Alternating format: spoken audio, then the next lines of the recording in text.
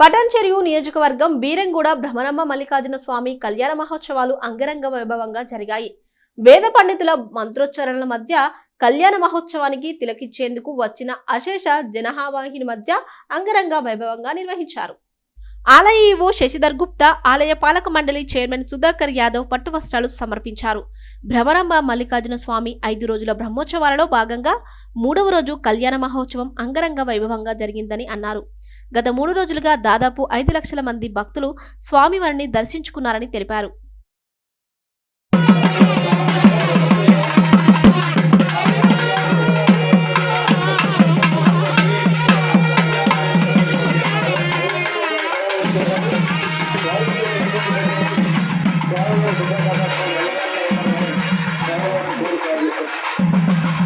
పుట్టింది కాబట్టి పార్వతి అనేటటువంటి నామాన్ని సంతరించుకుంది. హిమవంతుడి కుమార్తె కాబట్టి హైమవతి అనేటటువంటి పేరు వచ్చింది. ఆమె ఎదుగుతూ ఉన్నది. ఆ సందర్భంగా ఆమెని విద్యాభ్యాసానికి